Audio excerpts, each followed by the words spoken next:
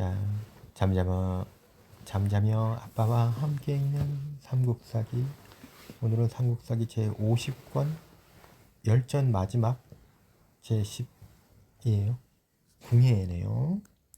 궁예는 신라 사람으로 성은 김씨다. 아버지는 신라의 제47대왕 허난왕 의정이고 어머니는 현안왕의 부인이었는데 그 어머니의 성명, 이름은 전해지지 않는다. 혹은 5월 5일 외가에서 태어났는데 그때 지붕 위에 흰빛이 긴 무지개처럼 위로 하늘에 닿아 있었다. 그렇죠. 일관이 아래였다. 일관이란 요즘으로 치면 뭐 천문년에 있는 학자라고 생각하면 돼. 자, 이 아이가 오자가 거듭되어 있는 날인 중오일에 태어났고 나면서부터 이가 있으며 또한 광선과 불꽃이 이상하였으니 장래 나라에 이롭지 못할까 염려되오니 기르지 마십시오. 그러자 왕이 궁중의 사자를 시켜 그 집에 가서 그 아이를 기르지 않도록 했다. 그래서 사자가 아이를 포대기 속에서 꺼내어 마루에서 이렇게 떨어뜨렸는데 젖먹이는 종이 몰래 봤다가 잘못해서 손가락으로 눈을 찔러 한쪽 눈이 멀게 되었다. 그래서 궁의 눈이 한쪽이 이렇게 안대로 가려져 있는 거야. 자, 그 길로 안고 도망하여 숨어서 고생스럽게 길렀다. 누가 길렀냐면 젖먹이는 종이 키운 거야. 나이 10여 세가 되도록 장난을 그만두지 않자 그 종, 그러니까 그에게, 즉 궁예에게 말하였다. 네가 태어났을 때 나라의 버림을 받았다. 내가 차마 어쩌지 못해서 오늘날까지 몰래 너를 길러왔는데 너의 미친 짓이 이와 같으니 필시 다른 사람들에게 알려줄 것이다. 그렇게 되면 너와 나는 산 목숨이 아니니 이를 어쩌면 좋겠느냐 라고 했대. 그러자 궁예가 울면서 말했다. 궁예는 자신을 길러준 이 젖먹이 종이 자신의 어머니라고 생각을 하고 있었어. 만약 그렇다면 제가 여기를 떠나 어머니의 근심거리가 되지 않도록 하겠습니다. 그리고 곧바로 세달사로 가니 바로 지금의 흥교사이다. 그리고 머리를 깎고 중이 되어 스스로 손종이라 칭하였다. 자, 장성하자. 승려의 계율에 구애받지 않고 기상이 활발하여 배심이 있었다. 한 번은 재를 올리러 가는데 길에 까마귀가 무엇을 물어다가 궁예의 바리대에 떨어뜨렸다. 그것을 보니 상아로 만든 조각에 왕자가 쓰여져 있었으므로 비밀로 하고 말은 하지 않았지만 잠옷 자만심을 가졌다. 자, 이것은 신라 말기에 정치가 황폐해지고 백성들이 흩어져 서울 인근 바깥주의 주 현중에 배반하고 지지하는 수가 반반씩이었어. 도처의 도적들이 벌떼처럼 일어나고 개미떼처럼 모여들었다. 손종은 즉 궁예는 혼란한 틈을 이용하여 무리를 끌어 모으면 뜻을 이룰 수 있으리라 생각하였다. 진성왕, 우리가 알고 있는 신라의 3명의 여왕이 있는데 그중 한 명인 진성여왕을 말하는 거야. 의 제위 5년인 대순 2년 신해, 즉 서기 891년에 죽주의 도적 우두머리가 기헌에게 투신하였다. 기헌은 그런데 이제 그 기헌이 이제 나름대로 이제 유명한 우두머리였어.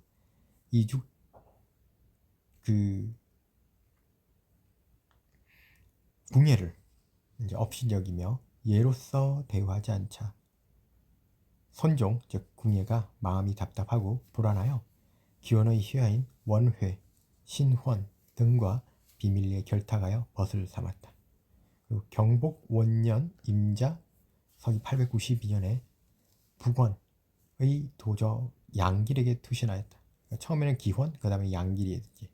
양길은 그를 우대하고 일을 맡겼으며 드디어 병사를 나누어 동쪽의 땅을 공략해야 하였다.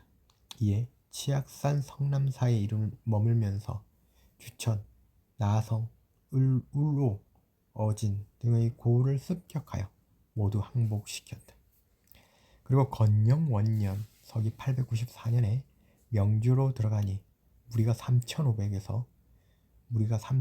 되어 14개 대오로 나누었으며 김대검, 모훈, 장규평, 장일 등을 사상, 이것은 뭐랄까 군대에 있는 뭐 부장 정도를 말할 수 있어. 즉 높은 지위가 있어서 그들을 사상으로 삼고 사절과 고락을 같이 하며 주거나 빼앗는 일에 이르기까지도 공평하여 사사로이 하지 않았다. 이 때문에 여러 사람들이 궁예를 마음속으로 두려워하면서도 경외하여 결국 장군으로 추대하였다. 이에 저족, 생천, 부약, 금성, 철원 등의 성을 쳐부수어 분세가 매우 불어나니 패서에 있는 도적들이 와서 항복하고 그 밑으로 같은 편이 되는 자들이 많았다. 자, 궁예는 내심 무리들이 많으니 나라를 세워 임금을 칭할 수 있다고 생각하고 내외의 관직을 설치하였다. 이때 우리태조, 즉 고려의 태조인 태조 왕건이 송악군으로부터 와서 의탁하자 곧바로 철원군 태서의 직위를 주었다. 그리고 3년 병진 서기 896년에 승령, 임강 등 두 고을을 쳐서 빼앗았으며 4년 정사년인 서기 897년에는 임물현이 와서 항복을 했대.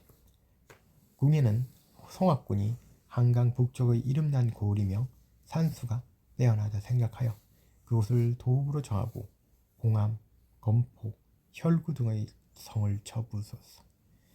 당시의 양길은 그때까지 북원에 있으면서 구건 등 30여 성을 빼앗아 차지하고 있었는데 궁예의 지역이 넓고 백성들이 많다는 말을 듣고 크게 노하여, 왜냐하면 아까도 말했듯이 궁예가 이 양길의 밑으로 들어갔었잖아. 근데 이제 그 궁예가 더 세진 거야. 그래서 30여 성의 강병으로 궁예를 습격하려 했다. 그 궁예가 이를 알아차리고 먼저 양길을 휙 쳐서 크게 깨뜨렸다. 강화 원년 무호 898년 봄 2월에는 송악성을 수리하고 우리태조 즉 왕건을 정기 대감으로 삼아 양주와 견주를 치게 하였다. 겨울 11월에는 처음으로 팔관해를 열었다.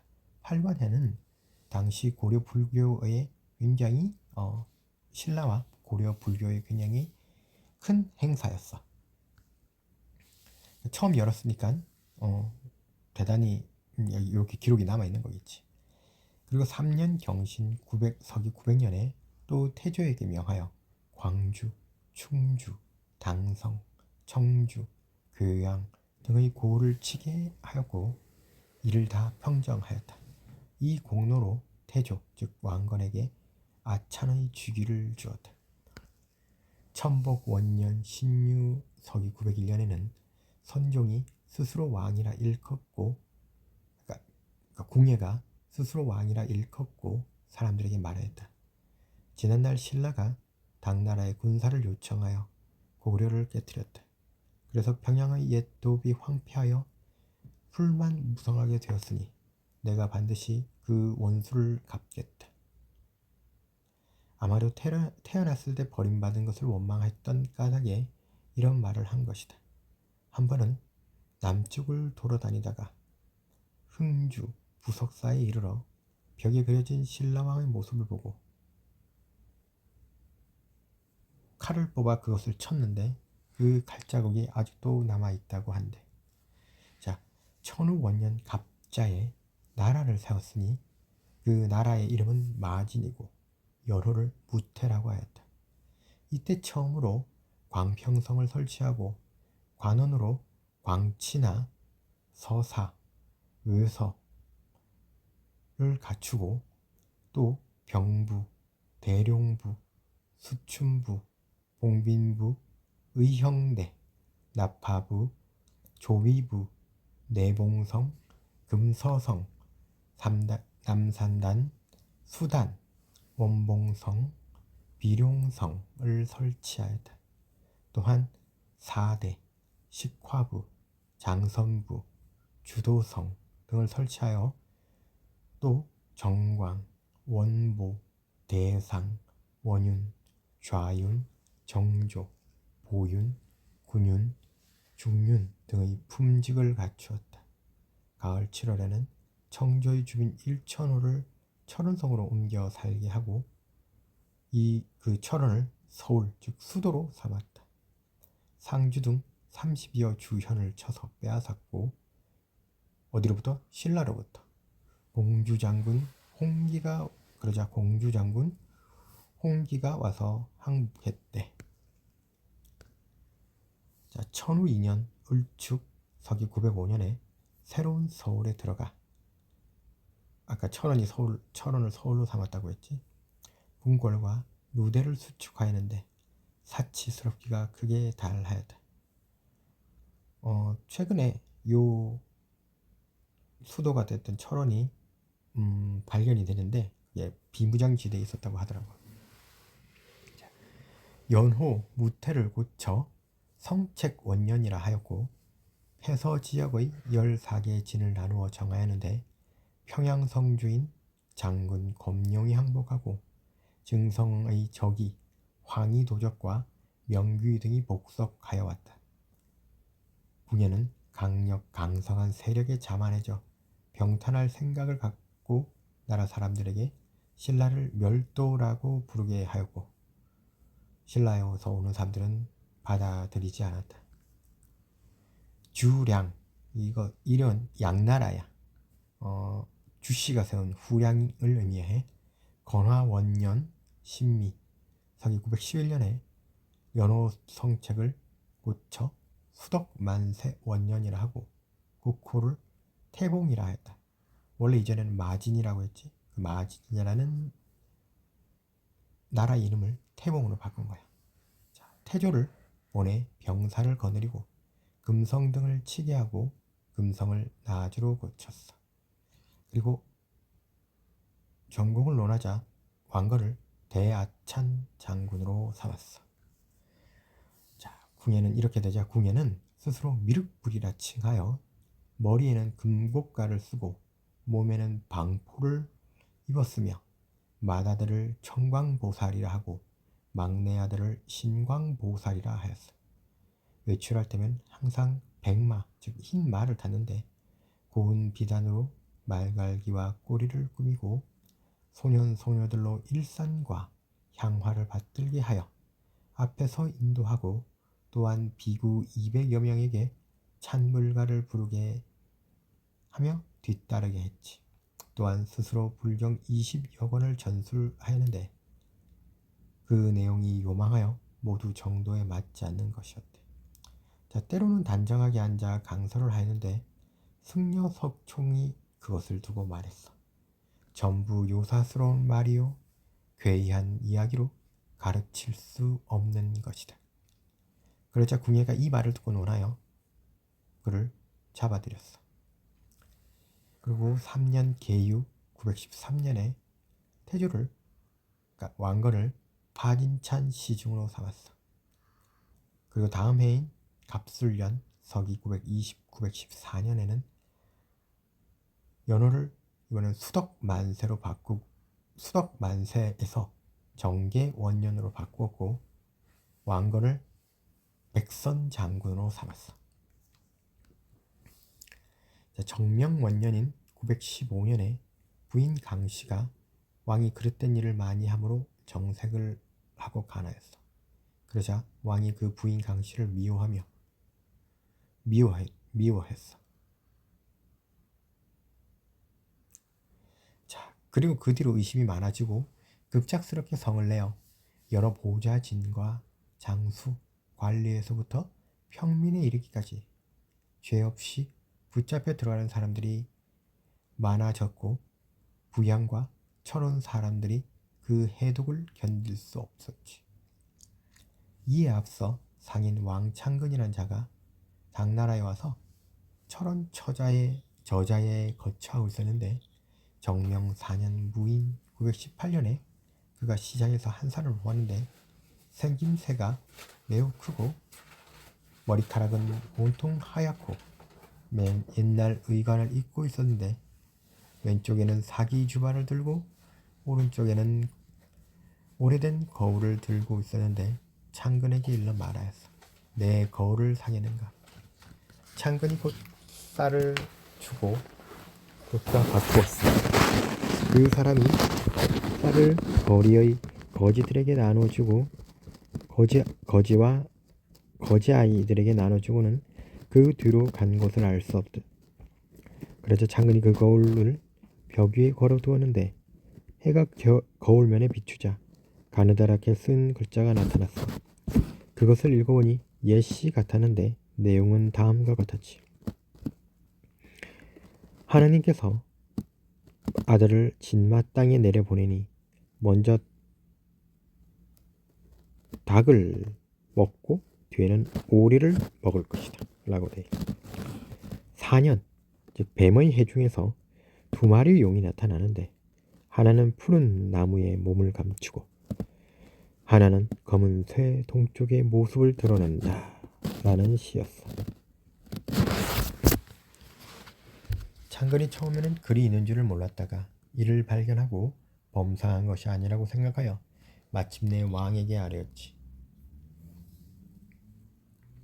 왕이 해당 부서에 명하여 창근과 함께 그 거울을 물의 주인을 물색해 하였으니 찾지 못하였고 다만 발사삽 물땅에는 진성소상의 모습이 그 사람과 같았다.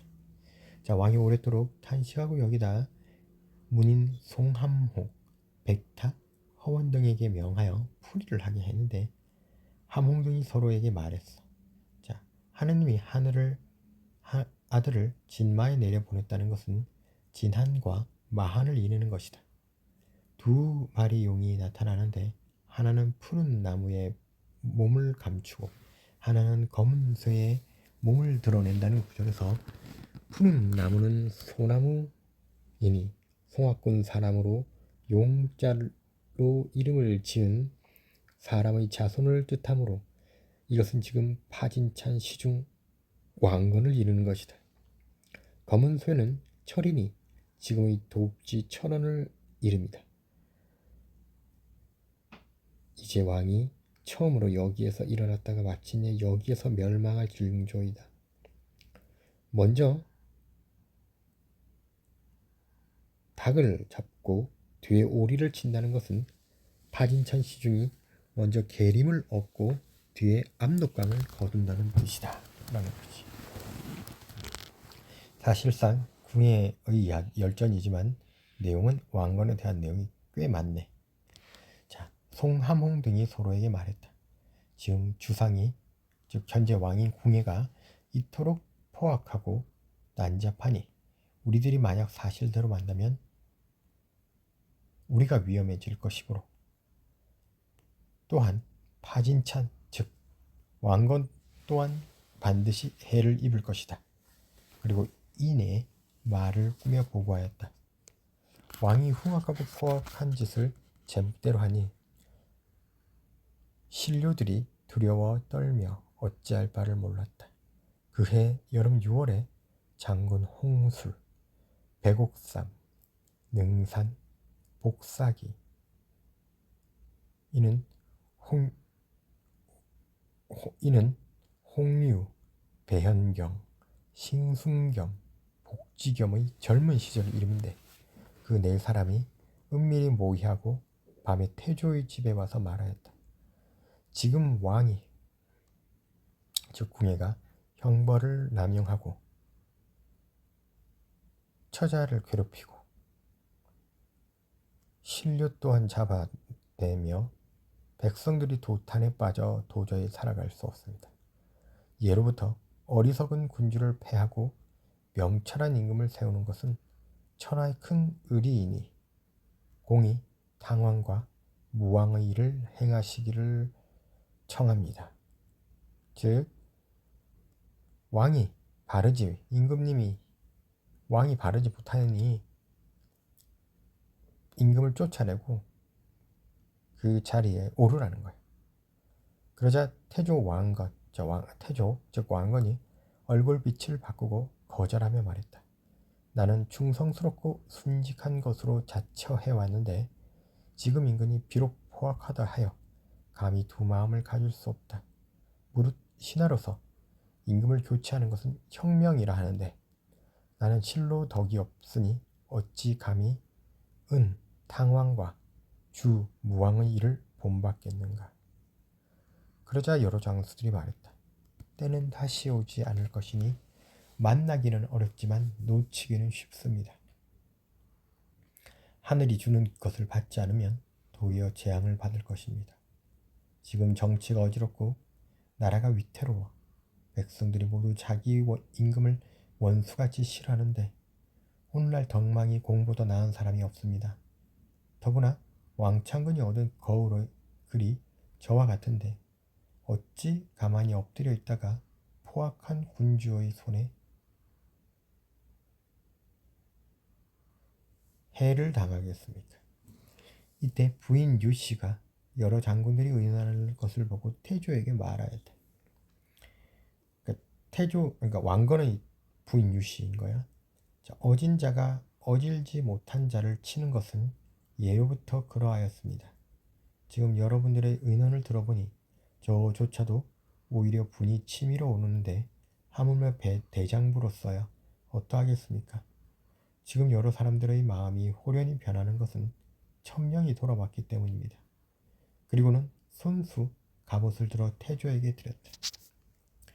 여러 장수들이 태조 즉 왕건을 호위하여 문을 나서면서 왕공께서 이미 정의의 깃발을 들었다라고 앞에서 외치게 하였다. 이미 이에 앞뒤로 달려나와 따르는 자들이 얼마나 되는지 알 수 없었으며 또한 먼저 궁성에 다다라 풀치고 떠들어대며 기다린 자는 1만여 명이나 되었다. 왕이 즉 궁예가 이 말을 듣고 어찌할 줄을 몰라 평복 차림으로 도망에 산림 속으로 들어갔다. 얼마 되지 않아 부양의 주민들에게 붙잡혔다. 궁예는 당나라 대순 2년 서기 891년에 일어나 주량 그러니까 주씨가 일으킨 양나라 주량 정명 4년 서기 918년까지 이르렀으니 대략 28년 만에 망한 것이다. 실제로 나라들이 이렇게 아주 오랫동안 지속되지 않고 이렇게 짧게 끝나는 나라들도 되게 많아.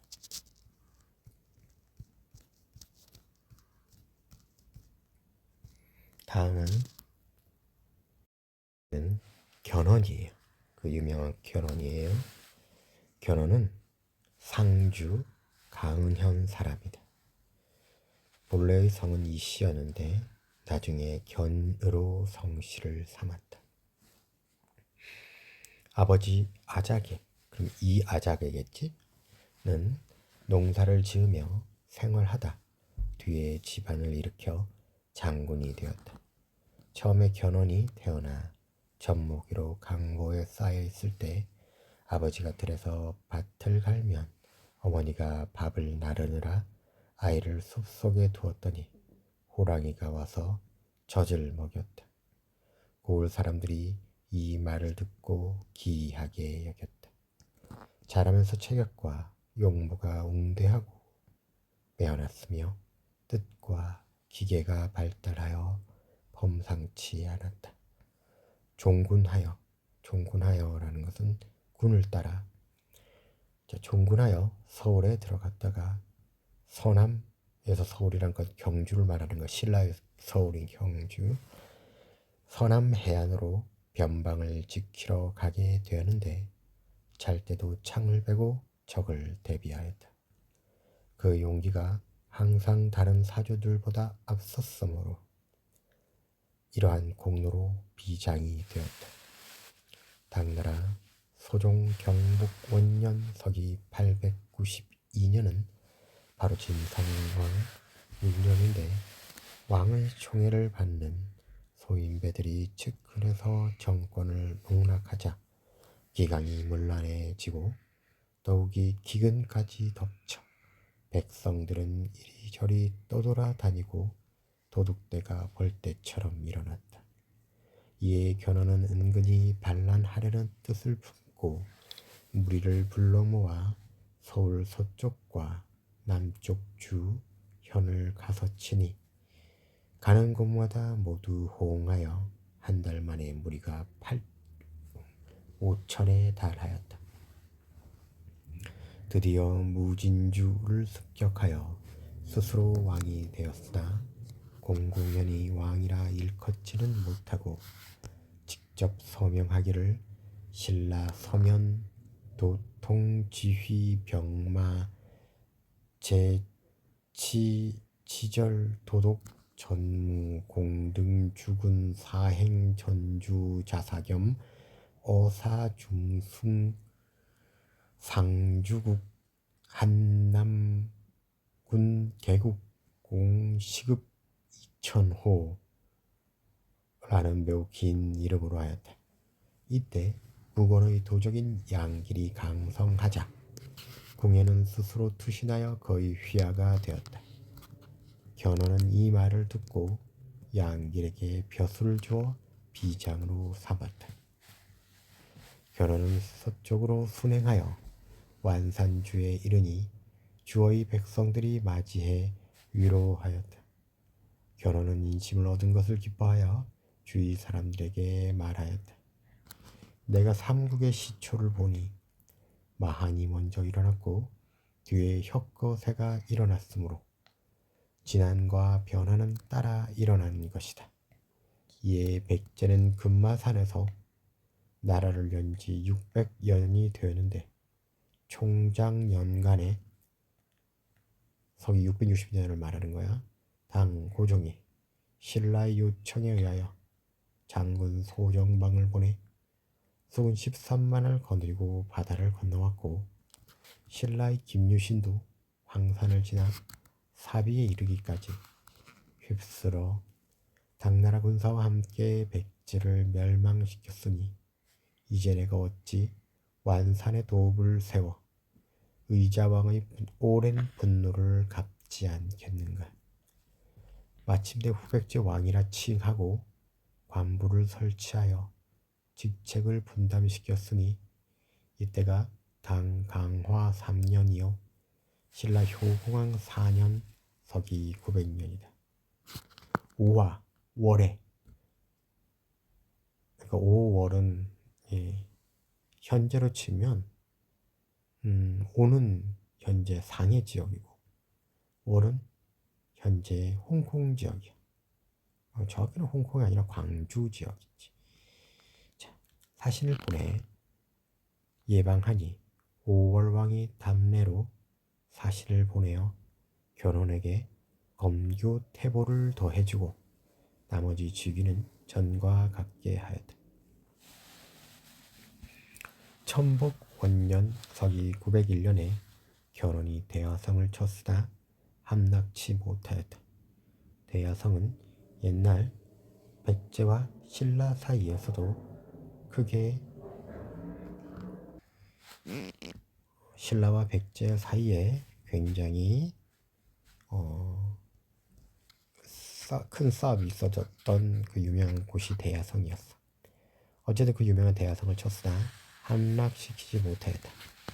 개평 4년 서기 910년에 견훤은 금성이 궁예에게 투항한 것에 분노하여 보병과 기병 3천여 명으로 금성을 에워싸고 공격하여 열흘이 지나도록 풀지 않았다.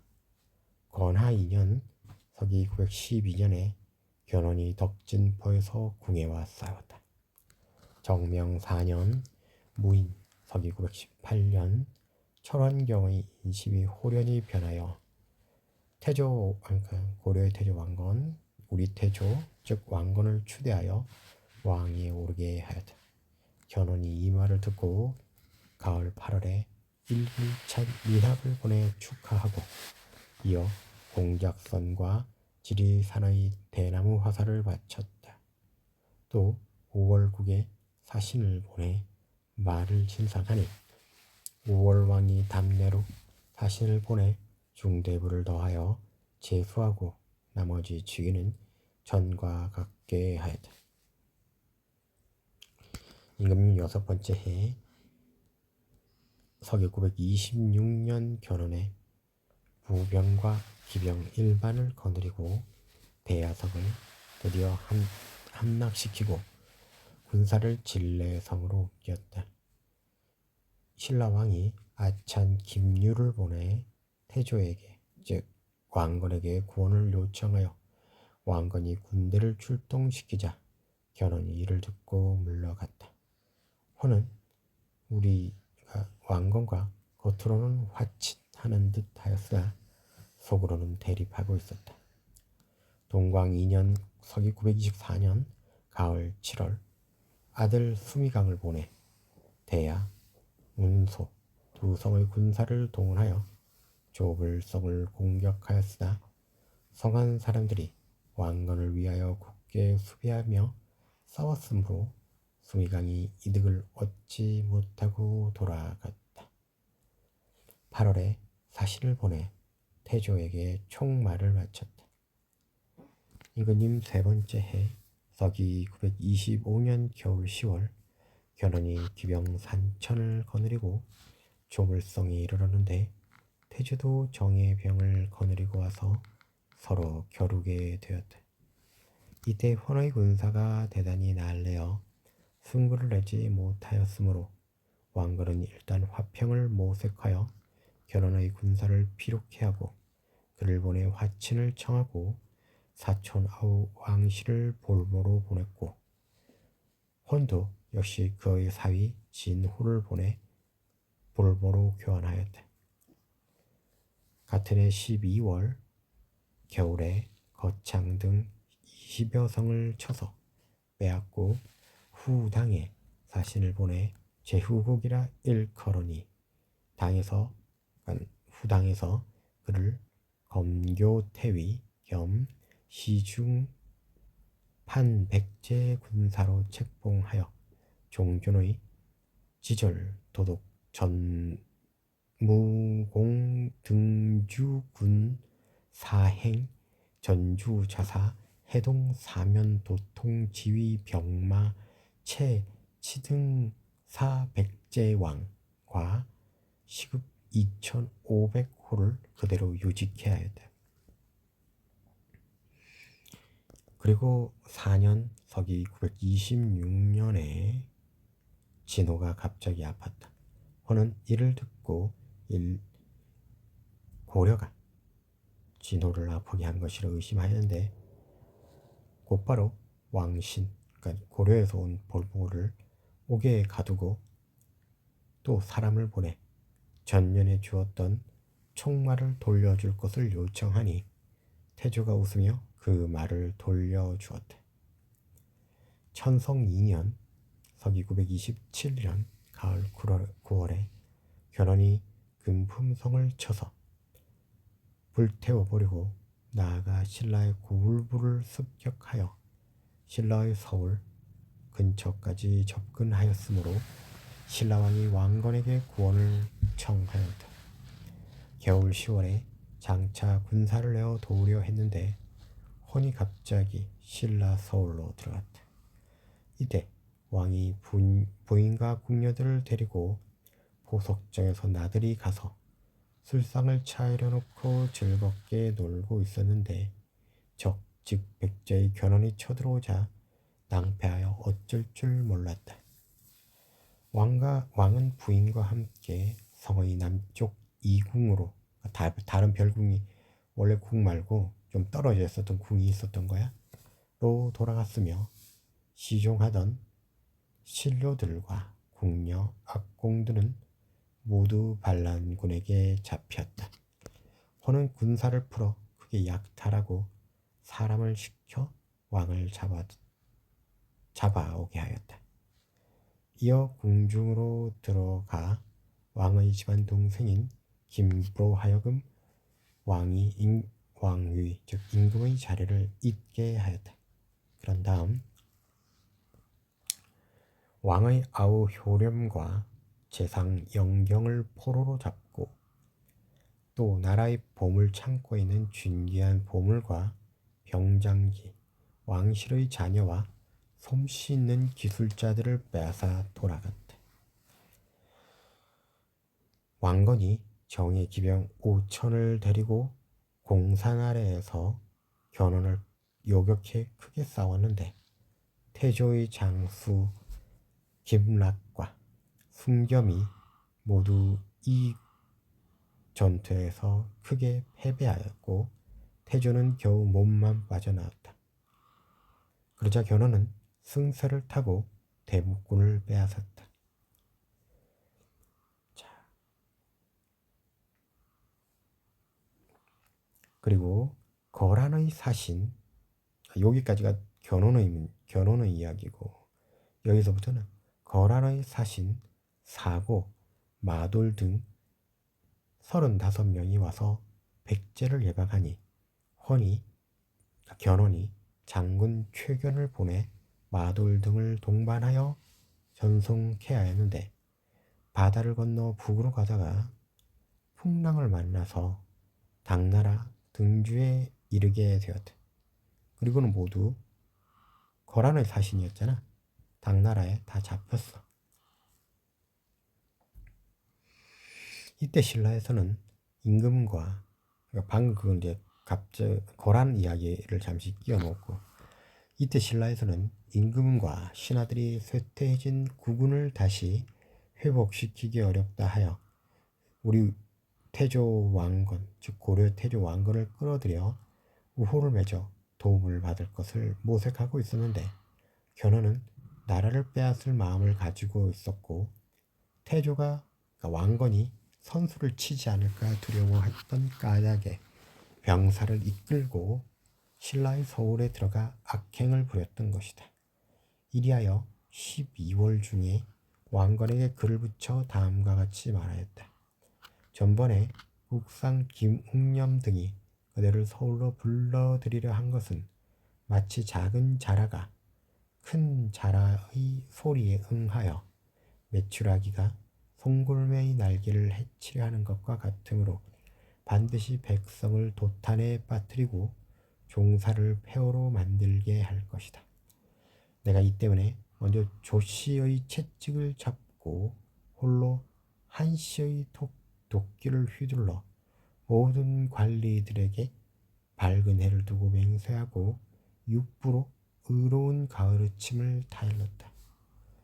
그러나 뜻밖에도 간신들이 도망하고 나라 임금이 돌아가시는 변이 생겼으므로 마침내 경명왕의 외사촌 아우요 홍강왕의 외손자를 받들어 왕위에 오르도록 권고하였으니 위태한 나라를 바로잡고 임금을 잃었으나 새 임금을 세우는 일이 있었던 것이다. 그런데 그들은 충고를 자세히 살피지 않고 한갓 흘러다니는 말을 들어 온갖 계략으로 기회를 엿보고 여러 방면으로 침노하였으나 아직 나의 말머리를 보지 못하였고 나의 쇠털 하나 뽑지 못하였다라고 후백제 견훤이 고려의 왕건에게 편지를 보낸 거야. 자, 겨울 초에는 도두 색상이 성산진 아래에서 손이 못 꼈고 한 달도 안 되어 좌장 김락이 미리사 앞에 있었으니 잡힌 자가 많았고 쫓겨 사로잡힌 자가 적지 않았다. 강하고 약함이 이와 같으니 이기고 지는 것은 알 수 있는 일이다. 계속 견훤이 말하고 있는 거야.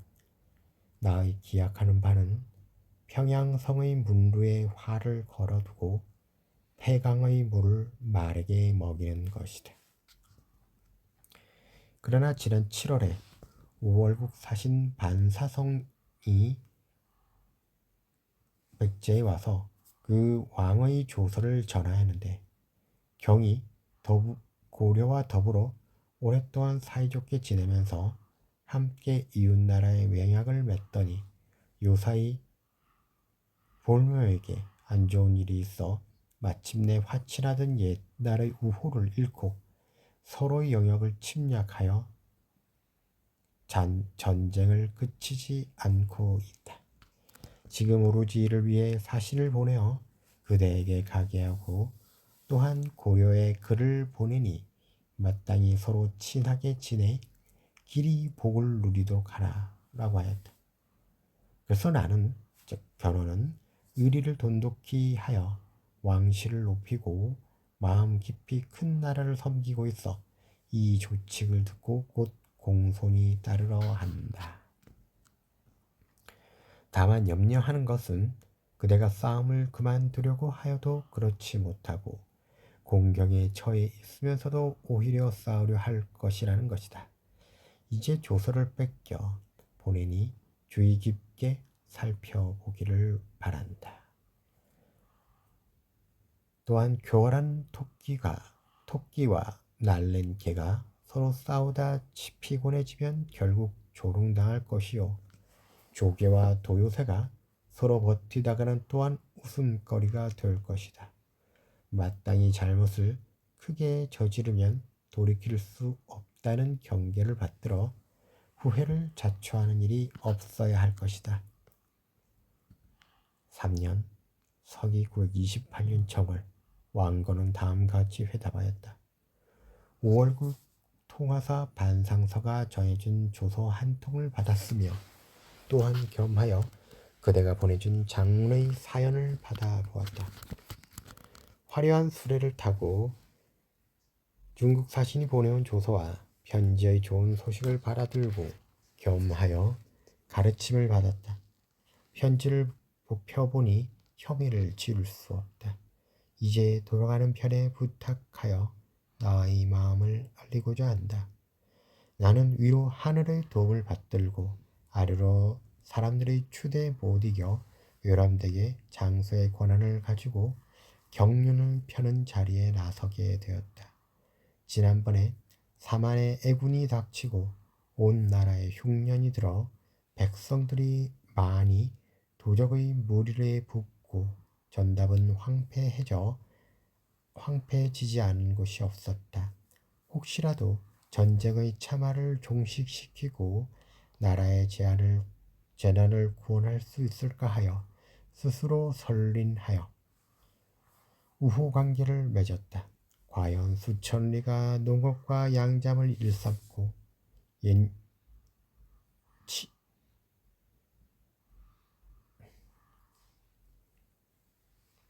7, 8년 동안 사절들이 편히 쉬는 것을 보았다.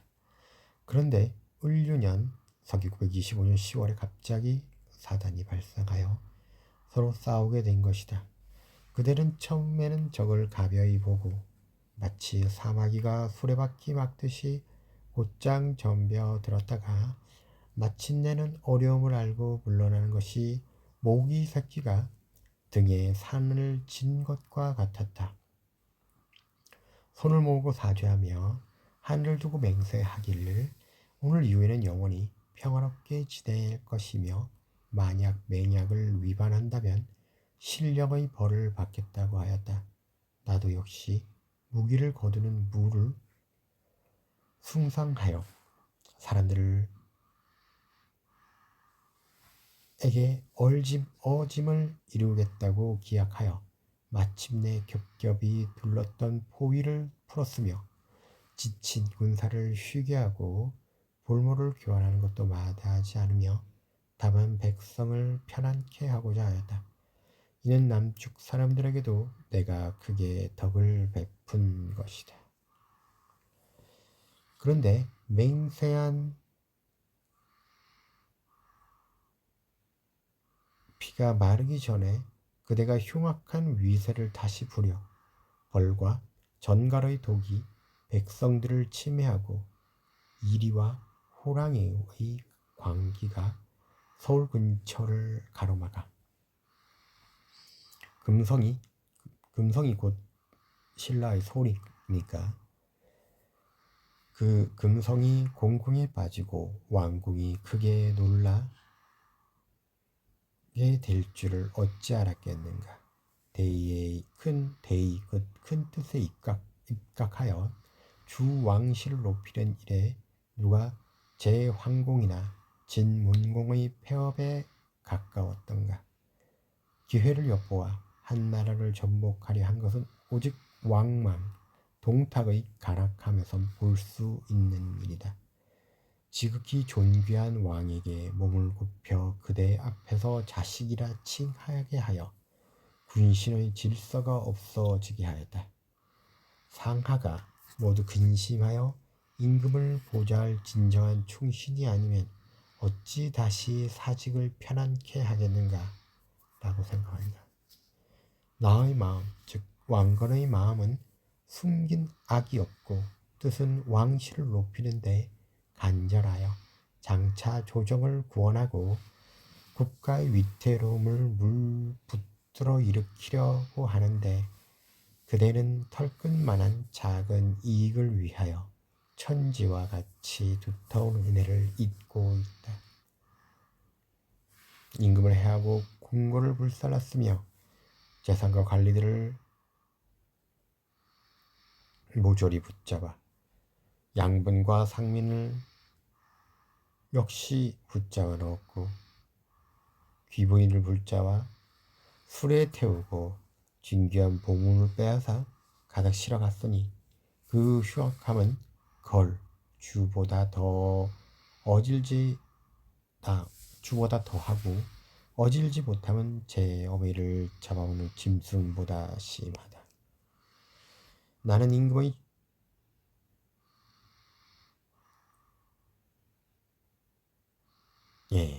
원한이 사무치고 백성을 위하는 정성에 극심하여 매가 사냥함을 본받고 견마의 부지런함을 바치기로 서약하고 다시 무기를 든 지 2해가 지났다. 육전에서는 즉 땅의 싸움에서는 우레와 같이 내달려 번개같이 들이쳤으며 수전에서는 즉 바다의 싸움에서는 범처럼 치고 용처럼 뛰어올라 움직이면 반드시 성공하고 손을 들며 빗나간 적이 없었다.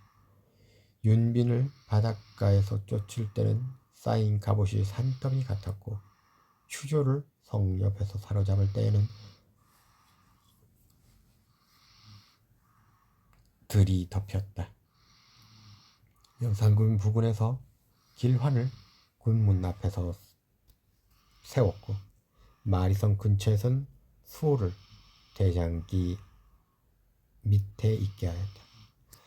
임존성을 함락시키던 날 형적 등 수백 명이 몸을 버렸고 청주를 깨뜨릴 때에는 직심즉 너댓 명이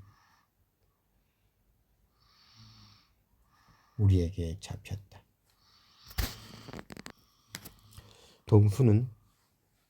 동수에서 깃발만 보고도 무너져 흩어졌고 경산에서는 구슴을 머금고 투항하였으며 강주는 남쪽으로부터 귀속해왔고 나부는 서쪽으로부터 귀순해왔다.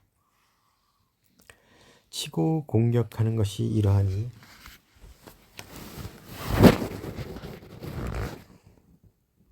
수복하는 날이 어찌 멀다 하겠는가. 빌고 저수의 병영에서 장의의 깊은 원한을 싣고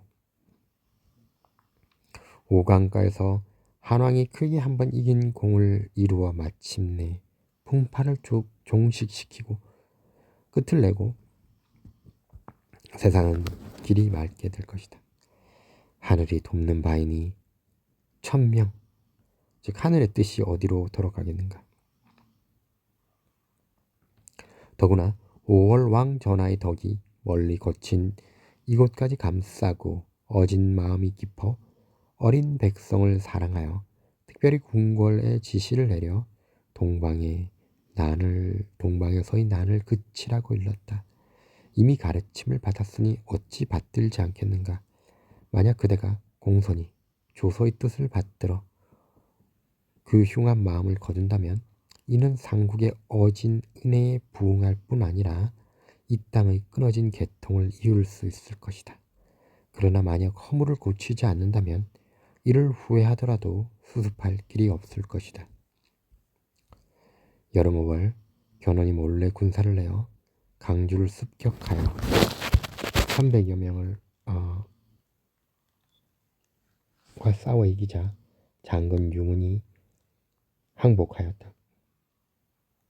이제 이전까지는 이제 후백제 권원의 편지와 그에 대한 답신으로 왕건이 보낸 건데 다시부터 이제 쭉 이야기가 나오는 거야. 가을 8월에 헌이 장군 관원에게 명하여 양산에 성을 쌓게 하였는데 태주가 명지성 장군 왕충에게 명하여 이를 공격해 하자 관원이 물러가 대야성을 지켰다. 같은 해 겨울 11월에는 헌이 날렘 병사를 선발하여 부곡성을 쳐서 함락시키고 수비군 1000여 명을 이기자 장군 양지, 명식 등이 항복하였다. 4년 서기 929년 가을 7월 헌이 무장한 병사 5천을 거느리고 의성부를 공격하였는데 성주였던 장군 홍술이 이기지 못하였다. 태조가 슬프게 울면서 내가 두 팔을 잃었구나 라고 말하였다. 그만큼 중요한 사람을 잃었다는 거지. 자, 헌이 크게 병사를 일으켜 고창군의 병산 밑에 주둔하여 왕건과 싸웠으나 이기지 못하고 무려 8천여 명이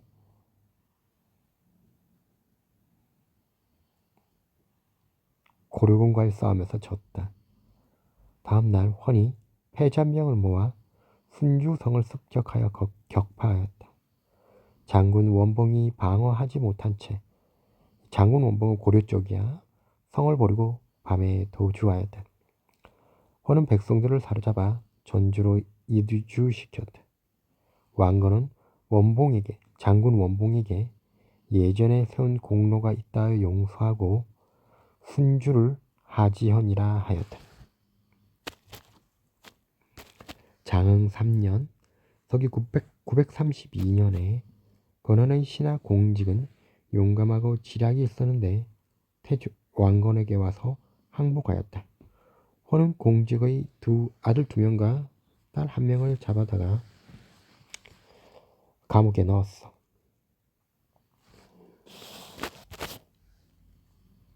가을 9월 헌이 일길찬 상규를 보내 수군을 거느리고 고려의 예성강에 들어와 3일간 머물러면서 염주, 백주, 정주, 세주의 백척을 빼앗아 불사르고 저산도에서 기르는 말 300匹를 빼앗아 돌아갔다. 청태원년 서기 934년 정월 헌이 태조가 운주에 주둔하고 있다는 말을 듣고 바로 무장군사 5천을 선발하여 왔는데 장군 금필이 그가 미처 진을 치지 못한 틈을 다 날랜 기병 수천을 거느리고 돌격하여 3,000명과 싸워 이겼다. 웅진 이북의 30여 성이 소문을 듣고 자진하여 항복하였다. 그리고 견훤 휘하의 술사 종훈과 의원 훈겸, 용장 상달, 최필 등이 태조에게 항복하였다. 견훤은 아내를 많이 얻어 아들이 10여 명이 되었는데 넷째 아들 금광이 키가 크고 지혜가 많았으므로 헌은 특히 아껴 그에게 임금의 자리를 전하려 하였다. 그러자 그의 형 신검, 양검, 용검 등이 이를 알고 번민하였다. 이때 양검은 강주도독 용금은 무주도독으로 있었고 홀로 신검만이 측근에 있었다.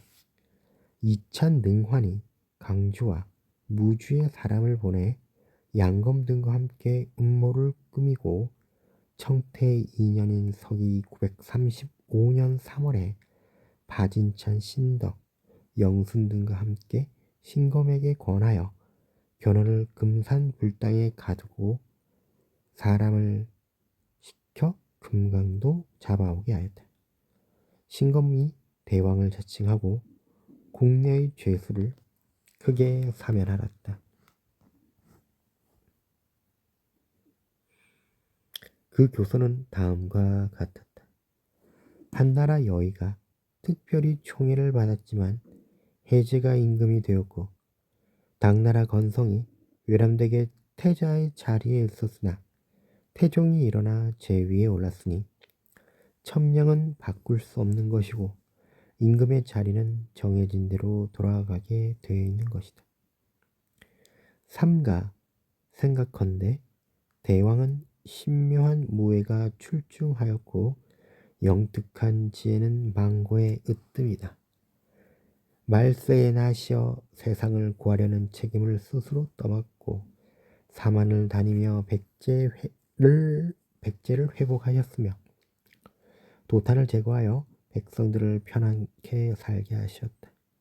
바람과 우레처럼 북을 울며 치달리니 멀고 가까운 곳에서 달려와 공업의 중흥을 눈앞에 두게 되었다. 지혜롭고 사려가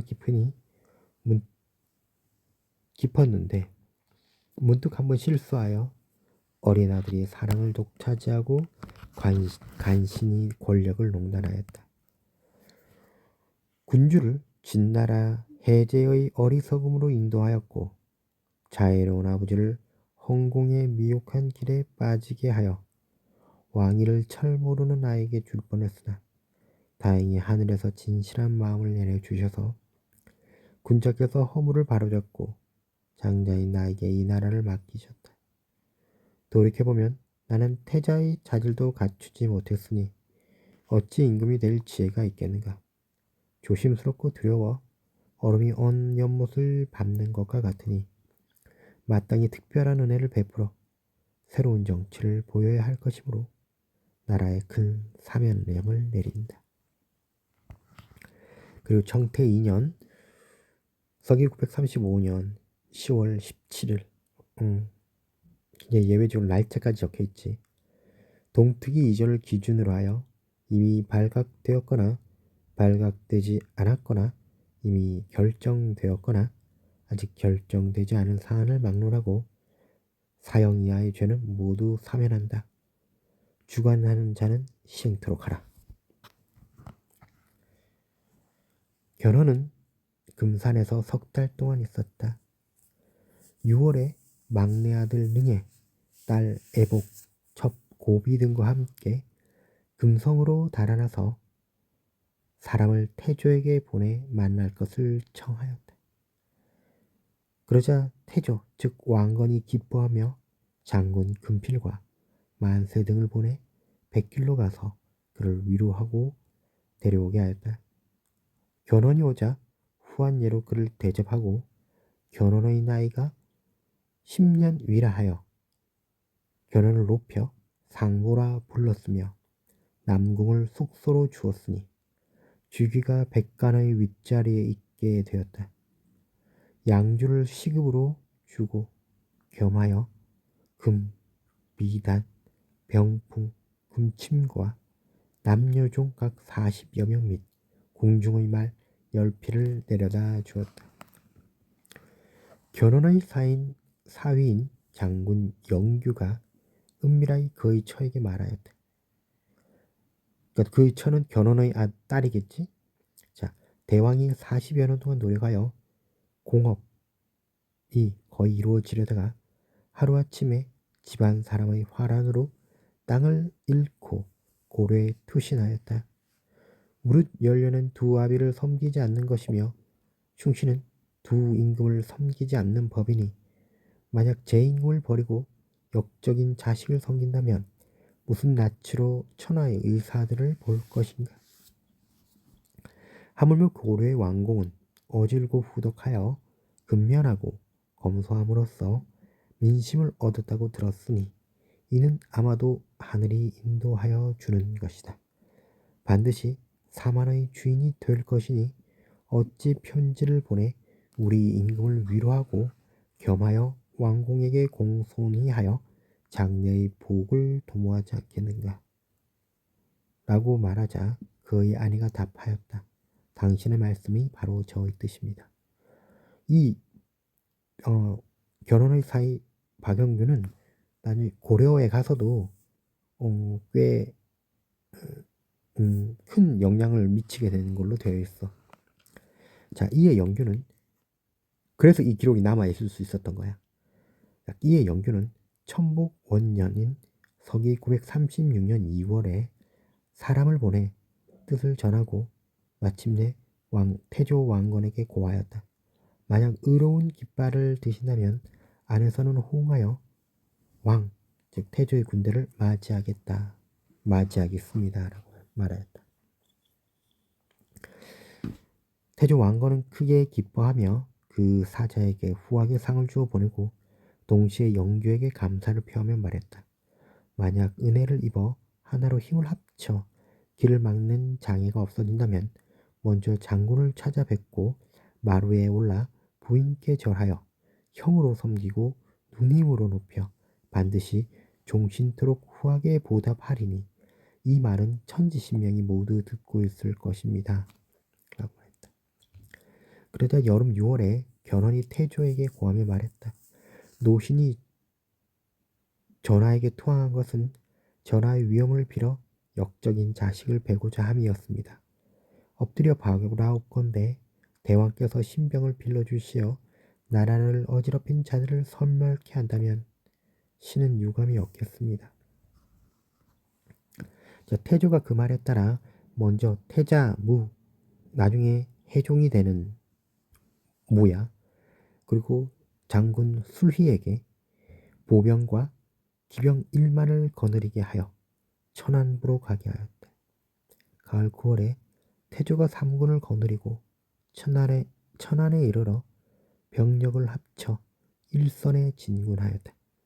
신검은 이제 견훤의 아들인 이제 왕의 자리를 찬탈한 신검이지 군사를 거느리고 마주 대치하여 가보일에 1, 2천을 사이에 두고 마주보며 진을 쳤다. 태조가 상고 견훤과 함께 군사를 사열하고 대상 견곤과 수리, 금산과 장군 용길, 기현 등에게 보병과 기병 3만을 주어 좌익으로 삼고 대상 김철, 홍유, 수양과 장군 왕순, 준량 등에게 보병과 기병 3만을 줄여 오른쪽으로 삼고 오른쪽 날개로 삼고 대광 순식과 대상 긍준, 왕겸, 왕예, 금필과 장군 정순, 종희 등에게 철기 2만과 보병 3천 그리고 흑수, 천리 등 여러 방면의 날랜 기병 9,500을 주어 중군으로 삼고 대장군 공헌과 장군 왕합륜에게 군사 15,000을 주어 선봉으로 삼아 북을 울며 진격하였다. 백제장군 효봉, 덕술, 명길 등이 군사의 기세가 크고 정연한 것을 보고 무기를 버리고 진 앞으로 와서 항복하였다. 태조 왕건은 그들을 위로하고 백제군의 우두머리가 있는 것을 물으니 효봉 등이 원수 신검이 중군에 있다라고 말하였다. 자, 이 사람들은 기본적으로 아까 아버지 견훤의 장군들이었으니 이렇게 그냥 와가지고 항복을 한 거야. 자, 태조가 즉 왕건이 장군 공헌에게 명하여 중군을 치라하고 정군이 함께 협공하자 백제 군대는 무너져 패배하였다. 신검은 두 아우와 장군 부달, 소달, 능환 등 40여 명과 함께 항복하였다.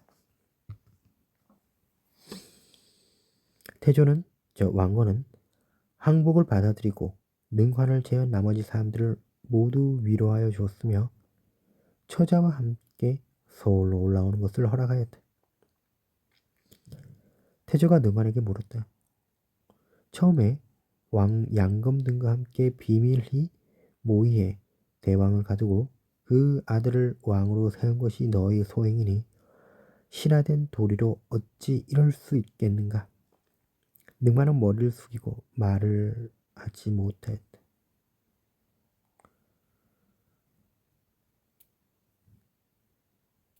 마침내 그는 잡아들여져 감옥에 갇혔어. 자, 신금이 왕위를 차지한 것은 남의 협박에 의한 것이므로 그의 본심이 아닐 거라 여기고 또 목숨을 바쳐 죄를 청했으므로 특별히 사형을 면제시켜 주었다. 견훤은 근신과 범민으로 등창이 나서 수일 만에 황산의 불사로 들어갔다. 여기서 불사라는 거 절을 말하는 거야. 태조가 군령을 엄격하고 공정하게 하여 사절들이 털끝만큼도 범하지 않았기에 주와 현의 백성들은 모두 안도하였으며 늙은이와 어린이 모두 만세를 불렀다. 이에 장수와 사조를 위로하고 그들의 재능을 헤아려 임용하니 백성들은 각각 자신의 생업에 안착하였다. 신금의 죄는 앞서 말한 바와 같다 하여 벼슬을 주고 그의 두 아우는 능한과 죄가 같다 하여 진주로 유배시켰다. 태조가 영교에게 말하였다. 전의 임금이 나라를 잃은 뒤에 그의 신하 가운데 한 사람도 위로하는 자가 없었다. 오직 경의 부부만이 천리 밖에서 소식을 전하여 성의를 다하였으므로 또 겸하여 과인에게 귀순하였으니 그 의리를 잊을 수 없다.